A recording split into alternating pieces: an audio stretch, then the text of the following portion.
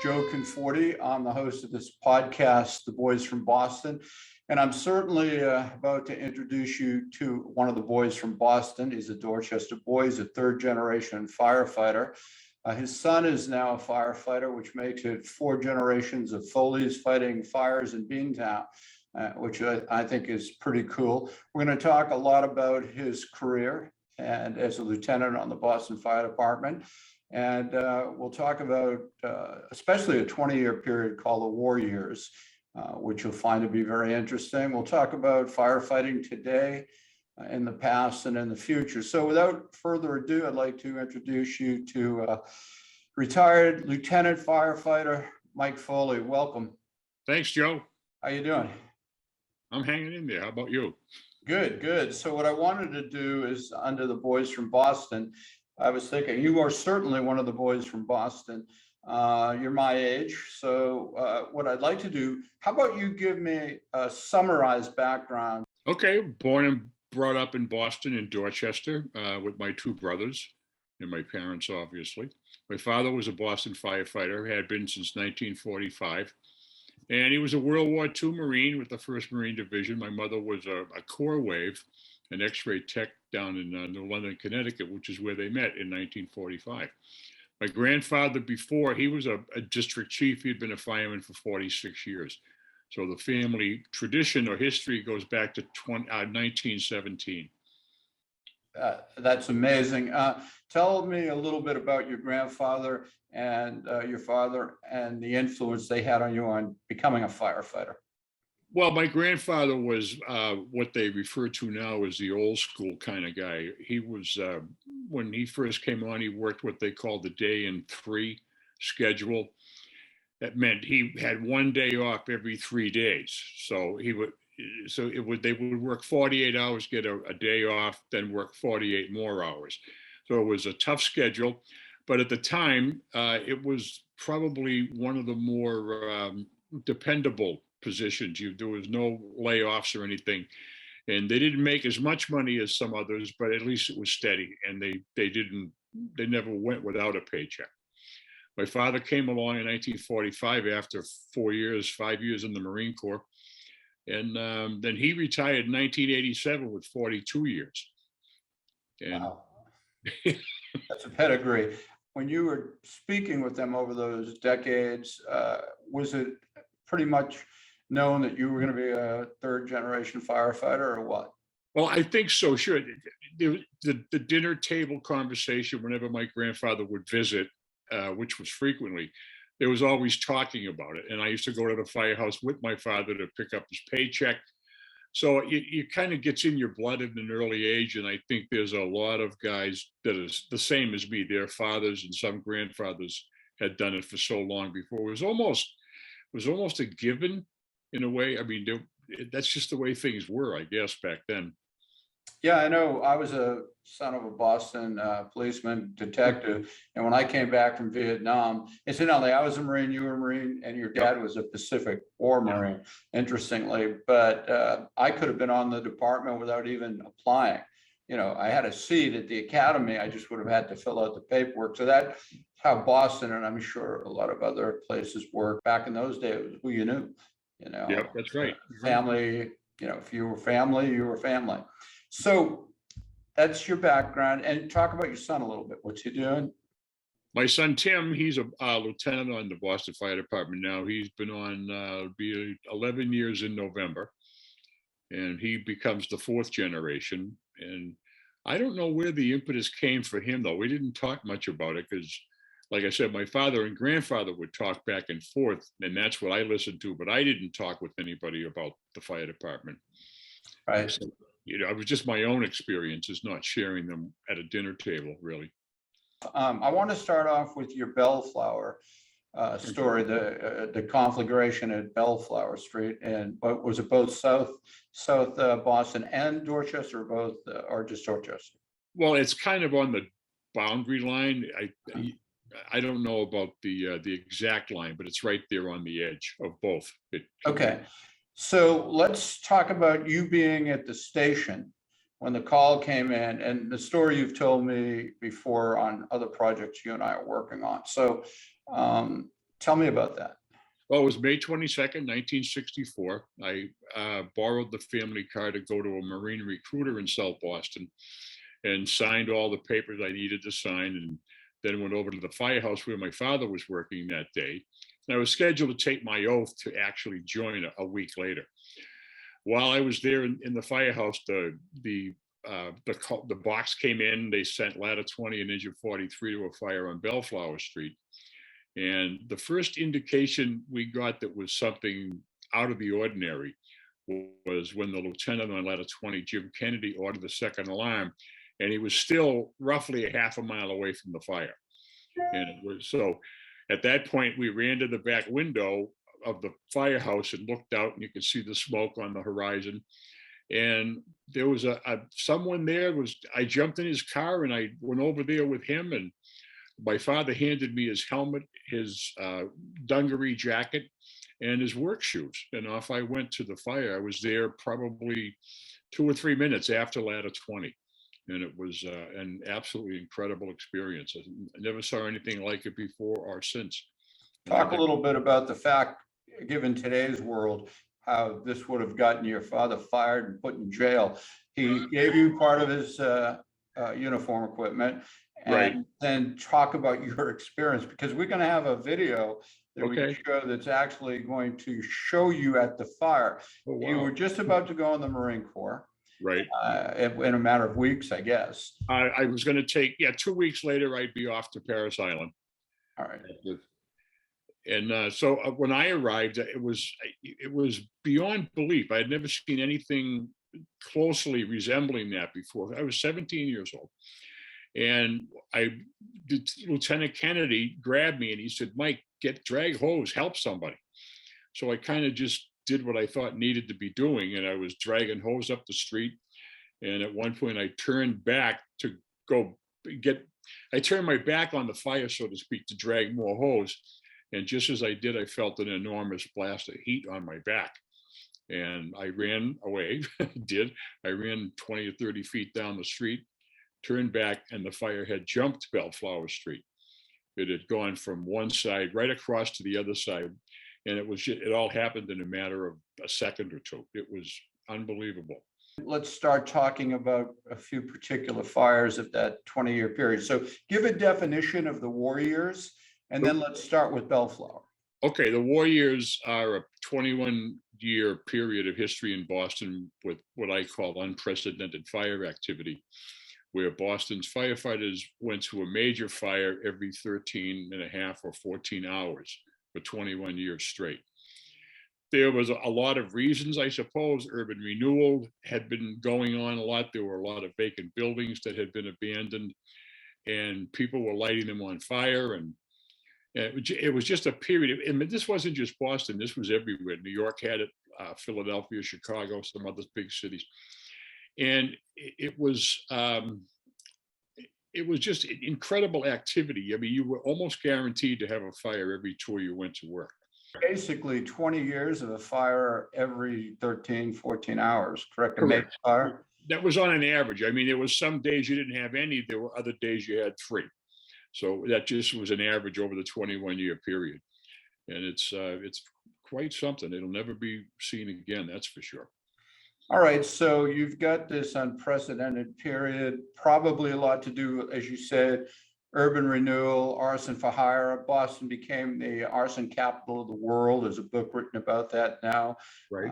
What is it? Burn, Boston, Burn. Burn, Boston, Burn by an ATF agent, I think. Right, that's Wayne Miller. He worked with the Boston Arson Squad back in the very early 80s. Okay, so we've got urban renewal, arson for hire, civil unrest due to social conditions, and a number of other things. So talk about that period. Maybe we'll talk about how Bellflower, simply was fought in those days, how important it was that the commanders all knew each other, a lot of more World War II guys, and they understood what the other guy was doing, just like in combat, didn't have to be told. We'll touch on that. We'll touch on some of the other fires we've talked about, the Vendome and a few of the others that were noteworthy. So, all right, so let's go on continue on with Bellflower and just interestingly but quickly the strategy. Well, at first they went to where the fire was in a certain building, number 26 Bellflower. It had already spread to other buildings beside it, and they wound up surrounding the fire. Bellflower Street went from Boston Street out to Dorchester Avenue, and the first arriving chief, Bob Green, he had gone beyond the fire to see how far it had spread. He was trapped on the other end of Bellflower Street when the fire jumped the street. So he was there on the other side by himself. And the deputy that was responding, Freddie Klaus, came into a position where Green had been from the start. It's funny, I asked Bob Green a long time ago up in fire headquarters what thoughts were running through his mind. And he said, I went down between the buildings, and the one thing he said, I thought to myself, of all the water I could see from the deck of my aircraft carrier in World War II, he said, I wish I had some of that water here right now. And it was kind of funny. But the other thing, it spread to a neighboring street. And the amazing thing about this fire was within 7 minutes, they had the fire surrounded and they were putting water on the fire. I mean, it got bigger and bigger and they had to pull back a little bit, and it wound up burning down 19 buildings. But the idea was that they were fantastic that they got it surrounded so quickly, and they essentially stopped it from spreading any more than it already had, pretty much. But there was a chance that Dorchester, a lot of it could have been burned down if the wind or different the firefighters hadn't done such a good job. It would have been easy to see half of Dorchester going up, right? Well, I don't know about half. That's a lot, but yeah, it could have gone a lot further. There's no question about that. And as a matter of fact, during the fire, they called in more fire companies just to patrol the area for roof fires, because the burning embers from the fire would generated a tremendous amount of heat, obviously. And these burning embers were going everywhere. They had over, I think, 200 roof fires in the area. And they had companies specifically doing that, going around just looking. And when you think of it, 200 other buildings were even somewhat slightly touched by this big fire. It was incredible. Wow. And what started it? The official cause, I think, is a cigarette in a cushioned chair on the back porch at number 26 Bellflower Street. But everything was perfect that day. That it hadn't rained in Boston for 2 or 3 weeks. And it was a warm day, mild. It was, a typical late May day. And there was a pretty brisk wind, which helped spread the fire a lot, of course. What was the next one we talked about where the wall collapsed? That was Trumbull Street. That was down in the south end where 5 firemen died. And one of them was my friend Jackie McCorkle, was his father. You and I talked to Jack one day. Right. That was interesting. I'd like to get him back on and do a podcast with him. Basically, a wall collapsed while they were on it on ladders, and the falling debris killed 5 of them. Correct. It did. Then the Vendome. Let's talk about that. When was that? In the 70s, right? June 17th, 1972. All right. So let's talk about that fire. Okay. Well, a funny thing is, a lot of us, we learned later, we saw the fire while watching the Red Sox game that day. The game was going on and they panned up over the center field wall and you could see the big column of smoke in the distance. And the announcers commented on it. And it was nothing unusual. As a matter of fact, the fire was pretty near over when the collapse happened. The guys were inside, mopping up, finding little hot spots, that sort of thing, when the whole rear of the building collapsed and buried 9 of them. And actually it buried a lot more than 9. 9 died, and there were several pretty badly injured. And it was, wow. You told me a story with several of the guys who, very personal and tragic story and dramatic, about them being on, solid ground 1 second and then stepping out for smoke, for instance. Oh, yeah. Can you follow up on the what happened so people can get an image of just how horrifying that had to be?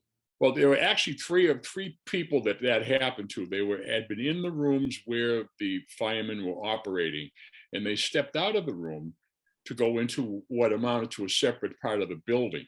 But it was just like going from one room to the other in your own house. You step over a little threshold, and then at that particular instant, the entire building behind you just disappeared. There's one guy, Richie Powers, I came on the job with him. He said later on that he was never going to quit smoking because the cigarettes had saved his life. He stepped out of a room to go out in the hallway and have a cigarette, and that's when it happened. And when he came back, everybody in that room had disappeared. Exactly. And And died. one of the guys he was with, Richie McGee, was killed. The officer, Jimmy McCabe, he wound up buried in the rubble, and he was in a standing position when they found him. And he said later he could hear the voices of the guys below him yelling and screaming, and then they just gradually faded away because they all just died. I mean, that's horrifying. Yeah, there's a nice in Boston is it Com Ave or Beacon? Commonwealth Avenue, the memorial. Yeah. Yeah. And actually, the 50th anniversary is this June, and they're expecting up to 2,000 people to attend the memorial. And there's, I'll be there, and a lot of my friends will be there. Of course. So let's go from Vendome. I mean, we're going from basically tragedy to tragedy, but that's how it was in that warrior period. Yeah. Talk about the arson and the people involved. One was a Boston cop, others were officials in certain departments, I think school cop or something. Yeah. Can you explain that arson ring? Well, I wasn't involved in the investigation or anything. I just testify to what we went to as fires. But Wayne Miller did a great job with that. He was the ATF guy with the fire department.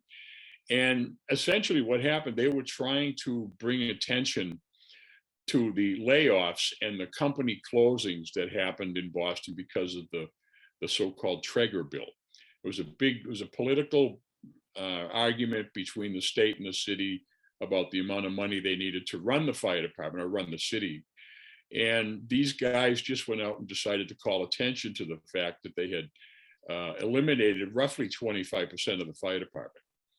And so they went out and decided to set fires to bring attention to that. And it didn't change anything.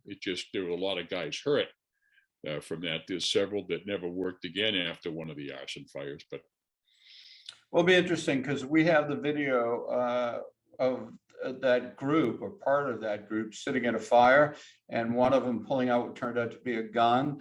yeah, I read most of the book. I'm almost finished with Burn Boston Burn. It's fascinating and a great story on that period and that particular arson ring.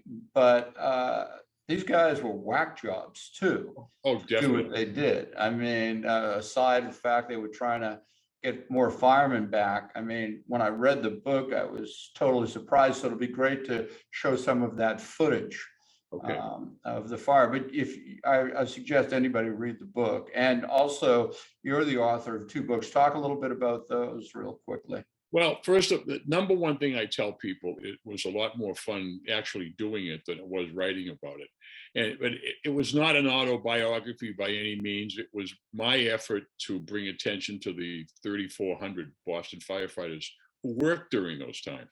So while the books do have some of my own stories or my own recollections, my goal was to cover the contributions made by everyone, because I certainly wasn't alone. I mean, any of the fires that I went to, there were anywhere between 15 to 100 other firemen there at the same time. So that was my goal, was to bring attention to their efforts, so many years ago. Well, I'm going to put it up on the screen. So talk about the book, the names of both books, and then we'll put a link on the screen. Okay. It's called Busy as Hell. That was the first one, the smaller of the two. And the second one, I really had to dig deep for this, Busy as Hell 2. That's creative. Yeah, I know. But the second one, the larger one, I kiddingly told people it's larger than the Boston White Pages, and it weighs 3 pounds, which is a pretty fair sized book. Mm-hmm. But there's a lot of history in there. There's a lot of analysis of some of the major fires that happened. And in the back, there's a list of 3,400, I think, firefighters who actually worked during that time period. That's You great. know, I've read them. They're really, really good, especially for people interested in firefighting. I highly recommend it. All right, so question, what it was like with equipment then and equipment now? I know a lot of the equipment, you told me stories that were funny as hell, that, you bought your own equipment, you went in dungaree coats and jackets, and today you look at these guys and they look like Star Wars troopers. you're So right. You're right. talk about equipment differences and what it's made, the technology has made in terms of reducing fires. The gear, like you said, some of us had two different dungaree jackets, one with the lining for the winter, one without the lining for the summertime. And there's more than enough pictures of guys with just their fire helmets and these dungaree jackets on going into burning buildings. A lot of them didn't ever wear gloves. That came on later. And I think I might have told you the story about I was brand new on the job and I went to a fire somewhere. And the district chief told me I looked like a sissy, or I looked stupid wearing gloves. And because that was his generation, they didn't need no stinking gloves. So it came along later on in the early 70s when they decided they make everybody wear an air mask and that sort of thing. And they required us to wear the fire coats. I mean, we wore the fire coats in the winter because they were warm and they were made of rubber, so they didn't get wet. But this day and age, I don't know what started it all, but I know they have the so-called bunker gear or turnout gear, they call it in some places. And it's heavy and it's, I guess it's fire retardant. And that's been one of the issues with, you've heard about the cancer issue, I'm Yeah, sure. we're going to talk about that in a minute. We'll finish up on that subject, but you had guys who, I want to talk real quickly about the old timers and their different ways of doing things. There was a generational thing from World War. I mean, you had guys going back at one point in the 60s that went back to like the Spanish-American War, Yep. something ridiculous. But, the smoke eater thing, like you're a sissy if you wear a mask. Was that talk about what the old timers were like? Well, they, like you said, a lot of them, a great number of them came out of World War II, because in 1947, the department went from an 84-hour work week to a 48-hour work week. So they needed literally hundreds and hundreds of more firefighters than they hired. And there was a lot of guys just home from the war and they all came on. But they had, I think that the fact that most of them were veterans, I think that had a lot to do with their general attitude. They were swashbucklers in a way, and the bosses were all not necessarily World War II guys, but they had a lot of experience at leadership and that sort of thing. And the firemen were very accustomed to following orders. There weren't a lot of freelancers or anything, but it was that whole military mindset, I think, that came along into the department with those people. And they was just a different time. They just did their job and they went home, and that was it. There weren't any critiques or anything afterwards, except the usual, guys just talking in the kitchen or something. But it was it Tom Brokaw that called that the greatest generation? Right. I think it was. Yeah. And that's the way the firemen were too. A lot of us still believe that was the greatest generation of firemen. They were just rugged guys that did their job. And like you said, there was a whole, I guess you'd call it, there was kind of not a hero thing, but they were all trying to outdo one another. I guess I don't need a mask and you have one on, therefore you're a sissy and I'm not. That's oversimplification. But that's just, and they had what they call an all-service mask. It wasn't an air mask. It had a canister in front, and there were different kinds of filter material inserted in those. And they would put those on, and you'd breathe through these chemicals on this cylinder that sat on your chest. And so there wasn't a whole lot of protection. And because of that, a lot of the guys just didn't even bother wearing them. And it wasn't until 1967, there was a lieutenant killed at a fire. And they discovered after they found him, they discovered that the canister in front of his mask all of the ingredients were solid. They had no filtering capability at all, because it had got wet at some point, and all the things things like crushed stone or whatever the heck it was, I don't know, but they had all solidified, and it was like a big rock inside that canister. It was soon after that they took them all off the fire engines. They said we couldn't wear those masks again. That was before I came on, though. That was in '67. And then I think it was 1968 was the order to throw them all or get rid of them. And they brought in some air masks a little bit later. So there was a period there, the only mask they had was the so-called Chemox.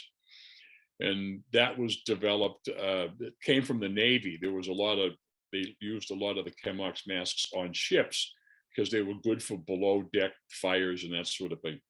And it also had a canister, but you had to pump it up. And I don't remember, I never used one, but it took a long time to get it active, what it amounted to.